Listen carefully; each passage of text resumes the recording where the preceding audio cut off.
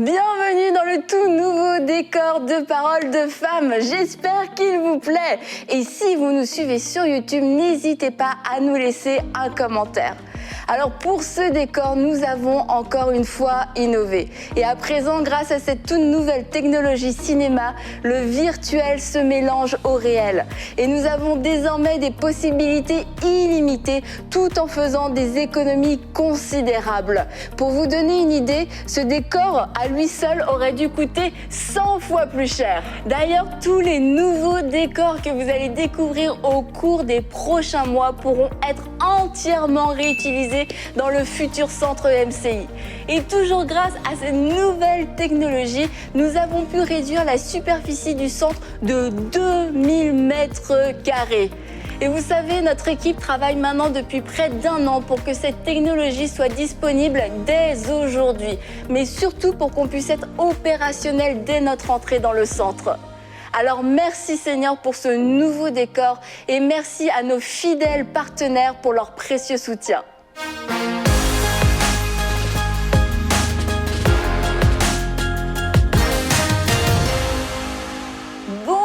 Bienvenue dans l'émission Paroles de Femmes. Enfin, nous sommes dans notre nouveau décor que j'ai la joie de vous présenter. Merci à vous les filles d'être là. Il y a des choses qu'on ne change pas même si on change de décor. Alors, je suis vraiment contente de vous retrouver cette semaine parce que ça fait longtemps aussi qu'on ne s'est pas vu, qu'on n'a pas fait d'émission ensemble. Alors, je suis vraiment très heureuse de pouvoir vous retrouver et on a vraiment un beau décor. C'est quand même beau chez vous. Très beau. Joli. Ça donne envie de rester là tout le temps. Ah ben ça tombe bien Aurélie, parce qu'on a plusieurs émissions à tourner ensemble. Alors j'espère que ce nouveau décor vous plaît et j'en profite aussi pour remercier toutes les personnes qui soutiennent EMCI. Merci de pouvoir participer à ça, de pouvoir faire en sorte qu'on puisse offrir des programmes toujours de meilleure qualité à toute la francophonie. Et je crois que Paroles de Femmes est et sera encore une source de bénédiction, une source d'encouragement et aussi d'enseignement dans toute la francophonie. Et on croit avec vous pour des saluts, des femmes qui vont venir écouter ces émissions et qui recevront Jésus, qui découvriront que Jésus-Christ est leur Sauveur et leur Seigneur, qu'il les aime, qu'il a donné sa vie pour elles. Nous allons vraiment vivre de belles choses dans ce nouveau décor de Paroles de Femmes, n'est-ce pas? Amen. Et pour commencer, pour ce grand retour, cette grande première dans cette nouvelle saison, nous avons décidé de faire une série pour vous les jeunes et à vous adresser, on veut s'adresser directement à vous concernant vos défis, les défis de la jeunesse, parce que nous aimons beaucoup les jeunes, parce que nous sommes un petit peu jeunes aussi, oui. Encore un petit peu jeunes et nous croyons que le Seigneur veut faire de grandes choses avec vous. Alors cette semaine, on va pouvoir parler de différentes choses concernant la jeunesse. Aujourd'hui, on va faire un petit peu un point sur un petit peu la détresse en fait que les jeunes peuvent vivre, surtout dans ces temps, dans cette période. Il y a eu beaucoup d'émissions qui ont été faites, de vidéos un peu partout dans le monde séculier, dans le monde chrétien pour en parler. Et puis, on va parler des tentations sexuelles, on va parler de l'avenir, de l'identité, bref, des sujets qui sont au cœur des préoccupations de beaucoup de jeunes. Et pour commencer, nous allons tout de suite faire le point avec Nadine.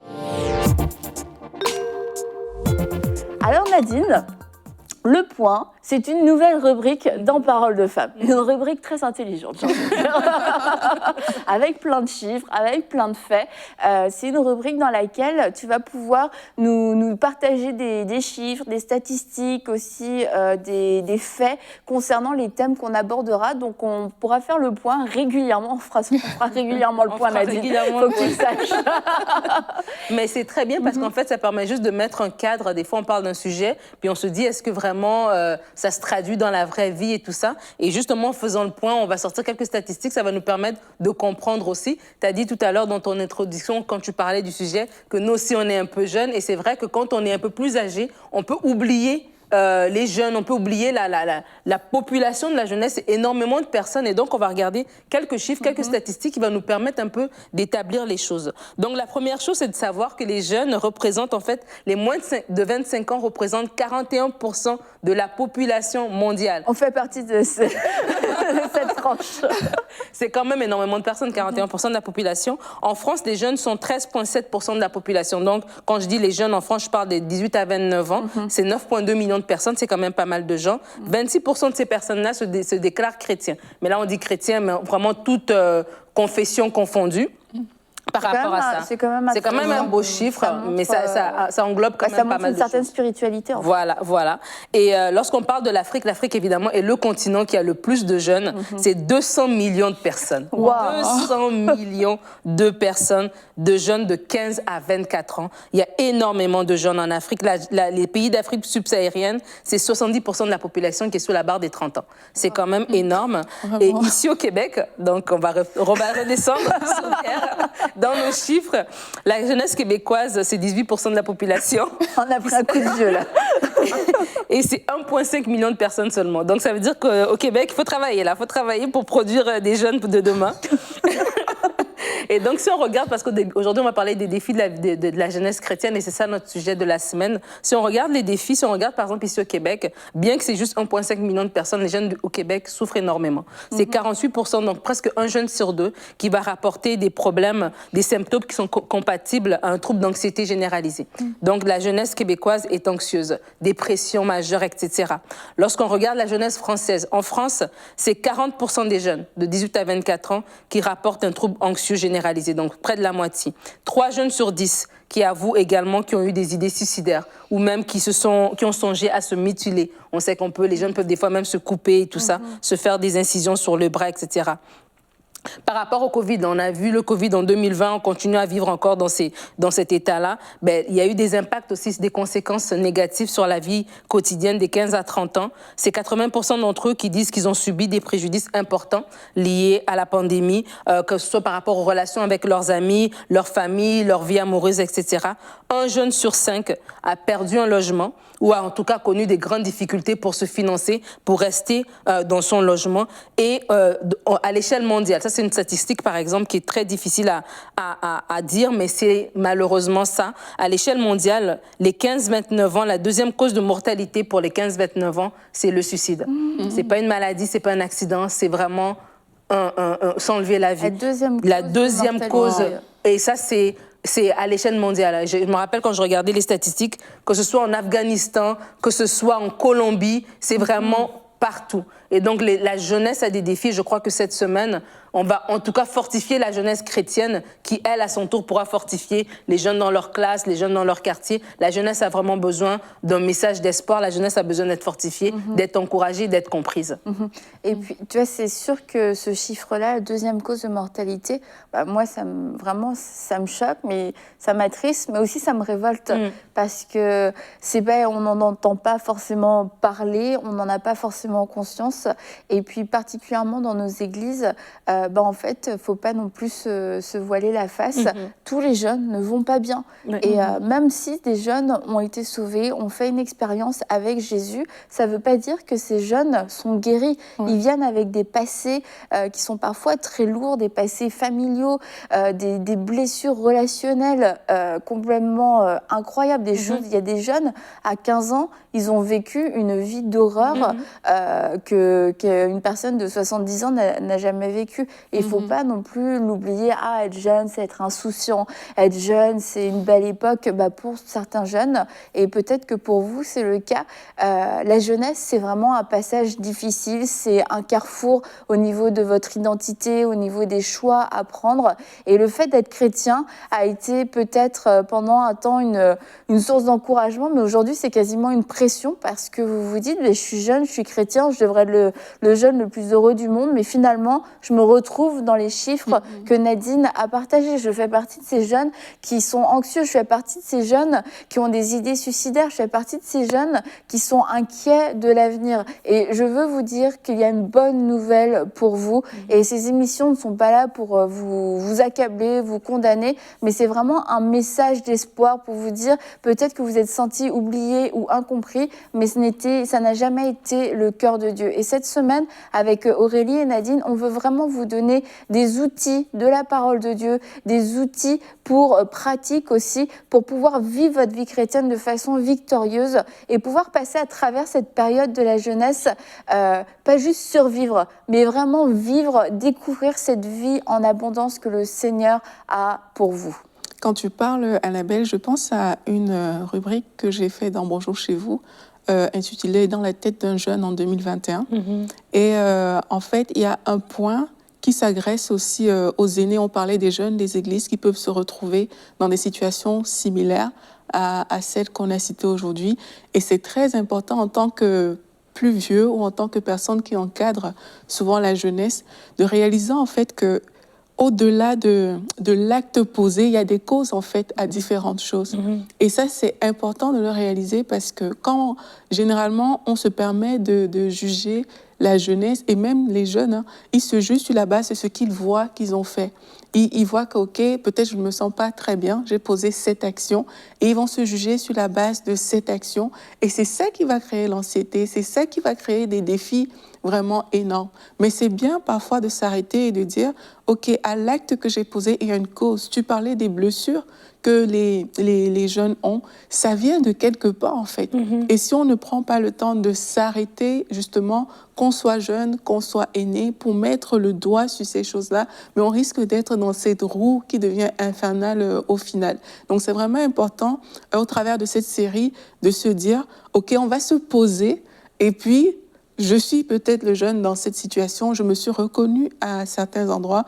OK, je vais prendre le temps de me poser aujourd'hui, faire un point, voir où j'en suis par rapport à tout ça et chercher maintenant des solutions par rapport à ce que la parole de Dieu nous propose.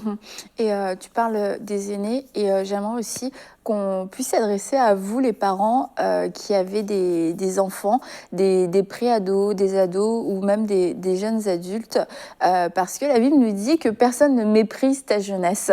Et c'est pour encourager les jeunes, c'est sûr, mais je pense que c'est aussi pour nous rappeler que quelquefois, lorsqu'on est un peu plus vieux, on peut mépriser les jeunes dans ce qu'ils vivent. C'est comme si tout était junior dans leur vie. C'était mini, c'était en devenir. Et ce verset ne parle pas de la détresse, mais c'est dans l'idée qu'on peut passer à côté de ce qu'un jeune vit, que ce soit en bien, un jeune qui aime le Seigneur, qui a des révélations, qui a une foi à partager. Écoute, t'es encore un petit peu jeune, mais aussi, quelquefois, dans sa détresse, on peut mépriser la détresse d'un jeune et puis passer à côté. C'est un truc d'enfant. Ça, c'est les ados, c'est la crise d'ado, mais parfois, en fait, ces jeunes envoient des signaux d'alerte et on n'arrive pas à les comprendre à cause de ce regard. Et on a demandé à Rachel Dufour de pouvoir nous expliquer comment reconnaître les signaux de détresse d'un jeune. Et elle va le faire à travers une nouvelle rubrique aussi que j'aimerais vous présenter, à vous la parole. Et dans cette rubrique, on donne la parole à des spécialistes qui vont venir nous éclairer sur certains sujets, sur certains thèmes qui seront variés, qui seront selon les discussions, les thèmes que nous pourrons avoir dans les émissions, voilà. Et donc Rachel est pasteur et thérapeute et aujourd'hui on lui donne la parole. À vous la parole. Je suis ravie de vous retrouver aujourd'hui pour parler de cette question de la détresse psychologique des jeunes. C'est vrai qu'avec la saison dans laquelle on vit, avec les 2020, 2021, la pandémie, etc., les jeunes sont de plus en plus coupés de la vie sociale, enfermés. Ils sont obligés de faire l'école, de suivre leurs études depuis chez eux et on a vu une explosion de la détresse chez les jeunes. C'est un réel problème auquel nous faisons face. Peut-être que vous avez des enfants, des jeunes qui passent par cette saison compliquée et que vous vous demandez comment pouvoir les aider. Alors les signes annonciateurs en fait vont demander que vous les observiez, que vous regardiez vos jeunes vivre. On va avoir une recrudescence des scarifications, donc des jeunes qui se coupent, Ils vont donc porter des vêtements à manches longues, des pantalons. Ils vont chercher à cacher leurs bras et leurs jambes. Ils vont chercher à éviter que vous les voyiez remonter leurs manches, etc. Ils vont aussi avoir une consommation qui va augmenter d'alcool, de substances, de drogue en cachette de vous, ou alors vous allez pouvoir sentir une odeur d'alcool dans leur haleine, etc. Ou alors plus de consommation de bonbons à la menthe, etc. pour couvrir justement ces odeurs. Donc ça, ce sont des choses à observer si vous sentez du parfum beaucoup plus prononcé que d'habitude, etc. ou des menthols, des choses à la menthe qui vont cacher la laine. Voilà un autre signe. Sinon, vous allez avoir aussi des fugues. Des fugues soit physiques, les enfants qui disparaissent, qui partent, les jeunes qui partent plus longtemps que prévu, voire qui partent avec des nuits inclus dans leur départ. Ça va être aussi une fugue mentale en fait. Ils vont être assis là, regarder dans le vide sans trop savoir quoi faire. Vous allez voir comme si ils perdaient contact avec la réalité. Observez cela. Et puis un autre signe, c'est l'échec scolaire en fait, une baisse de leurs résultats, une baisse d'intérêt dans leurs études, pour leurs études, une perte de motivation pour l'avenir aussi. À quoi ça sert ce genre de phrase? De toute façon, ça sert à rien, j'y arriverai pas, etc. Je ne sais plus ce que je veux faire de ma vie. Et puis le signe le plus inquiétant, c'est quand s'ils commencent à parler de la mort en fait, avec des idées suicidaires, du noir qui s'installe dans des dessins qu'ils font ou dans des choses qu'ils écrivent ou dans leur langage. Si la mort devient présente dans leur langage, voilà un autre signe inquiétant. Donc observez-les, regardez s'il y a un changement de comportement avec vos jeunes, dans vos jeunes, eh bien soyez vigilants.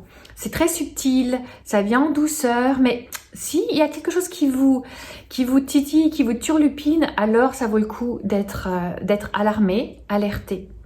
Si un de vos jeunes montre des signes de détresse psychologique, essayez d'engager le dialogue. Vraiment, n'hésitez pas à dire « je m'inquiète, je te sens stressé, j'ai l'impression que… » Tu discutes moins avec tes amis, j'ai l'impression que tes études te motivent moins, comment vas-tu dans ta santé, comment vas-tu dans ton corps. N'hésitez pas à manifester de l'intérêt, à leur dire « je m'inquiète pour toi, je t'aime et je m'inquiète pour toi ». Même s'ils réagissent en étant bougons, etc., le fait de vous entendre le dire « je m'inquiète pour toi » va les toucher. N'hésitez pas à dire « je suis là pour toi ». Si tu as besoin qu'on en parle, n'hésite pas à me le dire « je veux prendre du temps avec toi ». Essayez de trouver des moments propices, essayez de connecter avec une activité qui leur plaît. S'ils aiment jouer sur la console, sur des jeux, proposez de participer avec eux. S'ils aiment aller marcher, allez-y. S'ils ont envie de boire un chocolat chaud, asseyez-vous avec eux pour boire un chocolat chaud. N'hésitez pas à connecter au travers d'une activité avec eux en fait. Parce que c'est rare qu'un jeune démarre directement avec « oui, je vais pas bien du tout, je suis pas bien ». Il faut d'abord connecter avec lui, connecter avec votre jeune, avec votre enfant pour qu'il puisse ensuite s'ouvrir. Mais n'hésitez pas par petites touches à lui dire « je suis là pour toi ». Si la communication est vraiment impossible, essayez de passer par son cercle d'amis, par des personnes en qui il a confiance pour dire « écoute, est-ce que tu peux voir comment il va ? Je m'inquiète un peu pour lui ». Si vous avez une bonne relation avec son cercle proche, n'hésitez pas à passer par eux, à leur dire « je suis là, s'il y a quelque chose, comment est-ce que je peux faire pour aider ?» Peut-être qu'il faudra penser à consulter des spécialistes. Parfois, la détresse est tellement forte que vraiment votre jeune va avoir besoin d'aide. Donc n'hésitez pas, ce n'est pas quelque chose qui est insurmontable, mais parfois on a besoin d'être accompagné par des spécialistes qui vont pouvoir trouver les bons mots, les bons traitements s'il y a besoin et être là pour eux. Et puis bien sûr, par-dessus tout, la prière. À genoux, on gagne des batailles, donc je prie avec vous pour vos jeunes, pour nos jeunes qui vivent une vraie détresse psychologique avec la saison dans laquelle on est. Je crois que nous pouvons les aider à passer de l'autre côté. Que Dieu vous bénisse. Donc Rachel nous explique, nous montre qu'il y a vraiment quand même différents signaux d'alerte et quelquefois ça peut paraître anodin comme une perte d'appétit, des changements d'humeur, etc. Alors je veux juste pas que ça vous fasse peur, mais vous avez le Saint-Esprit, vous pouvez demander au Saint-Esprit, bon, est-ce qu'il y a quelque chose? Et comme Rachel le disait dans sa vidéo, ouvrez le dialogue, vraiment ouvrez le dialogue. Peut-être qu'il y aura rien, gloire à Dieu s'il y a rien, mais s'il y a quelque quelque chose, au moins on passera pas à côté. Absolument. Et ça, c'est le travail du parent de vraiment d'avoir cette sensibilité-là par rapport à ce que vit l'enfant. Et je pense que Rachel, dans sa vidéo, elle a justement donné plusieurs exemples et tout, sans pour autant être dans la paranoïa. Comme tu dis, on n'est pas non plus, l'enfant n'a pas bien dormi cette nuit-là, et puis on s'inquiète. Mais en fait, d'ouvrir cette porte-là et de dire à son enfant, oui, je sais, je ne peux pas juste me baser, parce que quand tu parlais de mépriser la jeunesse, je me suis dit, c'est vrai que des fois, en tant que parent ou en tant que plus âgé, on peut comparer les générations et dire que dans mon temps, c'était plus difficile. Voici, toi, tu as au moins ces conditions ici, et parce que tu as des bonnes conditions, à ce moment-là, je m'attends à ce que tu puisses t'épanouir et que tu ne puisses pas avoir de soucis. Mais c'est de dire que oui, peut-être les conditions sont différentes, mais n'empêche qu'un bobo, c'est un bobo. Un enfant de 5 ans qui a perdu son jouet, pour lui, c'est une catastrophe et ses émotions sont réelles, tu vois. Et donc, c'est de valider ces émotions-là et d'ouvrir la porte, en fait, et d'ouvrir ce dialogue pour dire, OK, je suis prêt, je suis disposée à t'écouter. Et vraiment, en tant que parent, de donner ce langage à l'enfant, d'ouvrir cette porte-là, ça va aider, ça va permettre à ce que l'enfant, peut-être le jour 1, il va rien dire, mais au bout de 3 jours, il va peut-être te raconter l'histoire d'un ami de son école, et selon ta réaction, il va dire, OK, tiens, la prochaine fois, peut-être, finalement, c'était pas l'ami, c'était moi, en fait. Et vraiment, ça, c'est du côté de l'enfant. Quand je parle des enfants, je parle des ados et des pré-ados, parce qu'ils sont beaucoup plus jeunes, ils doivent bâtir la confiance et tout. Mais les plus âgés, donc les jeunes adultes, parce qu'on a vu dans les statistiques que les jeunes adultes sont en détresse aussi, c'est les 18-24 ans, c'est les 29-30 ans, de se donner l'autorisation de parler. On parle des défis. Les défis, ça arrive à tout le monde. Et la jeunesse ne dure qu'un certain temps. Et il y a une autre étape qui t'attend après. Mais il faut être capable de passer à travers cette étape-là. Et si tu te sens pas bien, si tu te sens anxieux par rapport peut-être au travail, par rapport à l'avenir, on va en parler pendant la semaine, mais vraiment que le Seigneur puisse t'indiquer une personne dans ton entourage. Si ce ne sont pas tes parents, c'est peut-être un responsable à l'église, c'est peut-être quelqu'un même au niveau de l'école, mais une personne vers qui tu peux commencer juste à parler pour toi-même aussi identifier tes propres réactions. Parce que tu dois te dire, OK, ces derniers temps, je suis hyper en colère. Pourquoi? Est-ce que c'est juste quelque chose d'une saison où il y a peut-être un fond, en fait, il y a quelque chose, il y a une racine qui est là. Et vaut mieux réagir immédiatement au départ et enlever cette mauvaise racine que la laisser porter du fruit. Et puis après là, ça devient que ça s'est étendu sur plusieurs choses, en fait. Ouais, et je pense aussi par rapport à ce que tu dis, Nadine, que même quand les enfants sont grands, ils ont quitté papa et maman, mais papa et maman ont ce droit de parole dans la vie de l'enfant, en fait, parce que c'est un droit que Dieu a donné. Et quelquefois, quand les enfants atteignent un certain âge où ils ne sont plus à la maison et ils ont passé la vingtaine et tout, 24, 25 ans, parfois les parents ne s'autorisent plus à parler parce que justement, ils ne sont plus là. Mais moi, je suis convaincue qu'un parent reste un parent. Mais tout le monde le dit, ça a l'air normal quand je le dis. Mais quelquefois, dans l'application de ce rôle, c'est pas aussi simple et aussi normal que ça au final. Donc, même si on a des grands enfants, on peut se permettre de dire des choses. Il y a des sujets qui ont été tabous dans la vie de plusieurs. Ils ont quitté leur maison, puis ils sont allés ailleurs, mais leurs parents n'ont jamais parlé de certaines choses avec eux. Et jusqu'à aujourd'hui, ils ne trouvent pas forcément la brèche pour le faire. Mais c'est important en tant que parent d'avoir cette parole, en fait, dans la vie de son enfant. Parce que il y a des choses que mon père, il va me dire, c'est ça qui va marquer ma réflexion plus que beaucoup de choses, mais je crois que c'est parce qu'il a une autorité paternelle sur moi. Même si j'habite pas avec lui, ça fait des années qu'on n'habite pas dans la même maison, mais parce qu'il prend le temps de me le dire, face à certaines situations, ça va quand même me faire réfléchir.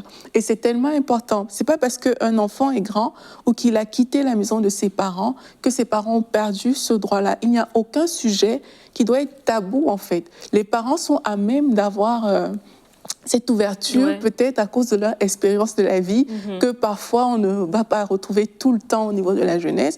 Mais avec cette ouverture, il faut avoir assez d'humilité aussi pour dire OK, moi je peux t'apporter, mais toi tu peux m'apporter aussi. C'est ça qui va créer le dialogue dans une famille et c'est ça qui va limiter ce côté justement où on méprise parfois les jeunes et où on les pointe juste du doigt pour ce qu'ils ont fait sans avoir pris le temps de les enseigner au final. Et je voulais juste rebondir sur ce que tu dis, c'est hyper important en fait aussi de parler de ces défis. On parle des défis de la jeunesse et des fois aussi en tant que parent, quand notre enfant a 25-30 ans, il est dans son appartement, c'est un adulte, voilà, qui paye ses factures, de aussi nous-mêmes aussi évoluer dans notre relation avec cet enfant-là pour lui parler quasi comme un vis-à-vis dans le sens où on est maintenant des adultes. Donc l'enfant, il comprend que maman, elle n'était pas toujours parfaite, papa n'était pas toujours parfait. Et à ce moment-là, quand on parle de nos défis, ça permet aussi à l'autre de se sentir qui n'est pas c'est pas un échec. C'est pas un échec, c'est pas quelque chose de bizarre que j'ai pas encore trouvé de travail, donc je me sens nulle, ou j'ai pas encore trouvé un mari, une épouse,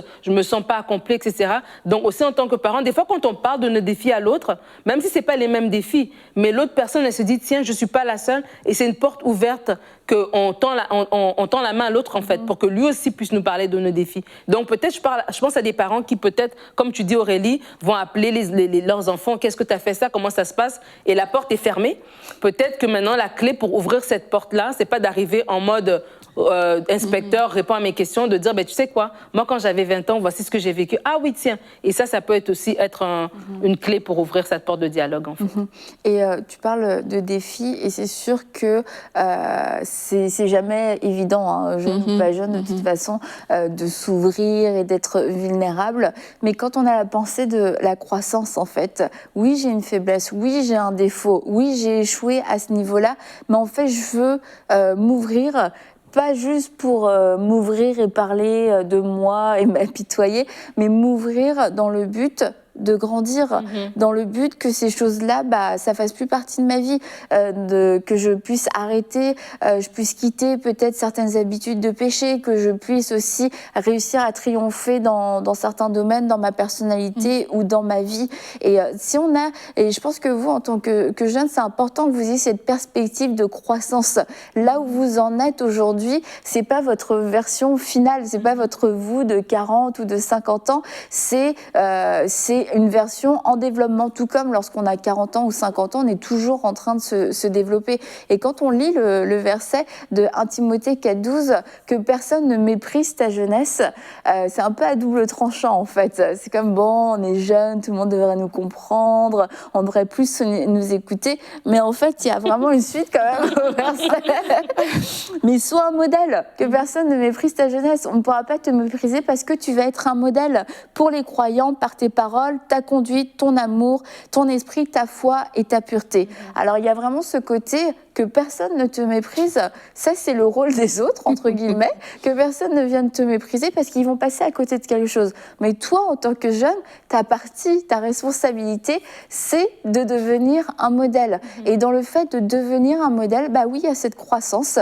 Et la croissance passe par quelquefois le brisement, passe aussi par le fait de confesser ses péchés, passe par le fait d'être redevable envers d'autres personnes, parce que c'est normal qu'à 20 ans, on ait des défis en fait. C'est normal qu'à 20 ans, on se pose des questions, c'est normal qu'à 20 ans, il y ait des choses auxquelles on n'avait pas encore pensé, puis finalement qui se dressent devant nous comme des murs, comme des géants, et qu'on se dise, mais est-ce que ça arrive qu'à moi? C'est normal, c'est vraiment un croisement dans la vie où on veut prendre des décisions, et puis il ne faut pas non plus être innocent. C'est un moment aussi où le diable veut neutraliser, parce que c'est un passage pour de vraiment entrer pleinement dans une saison plus adulte.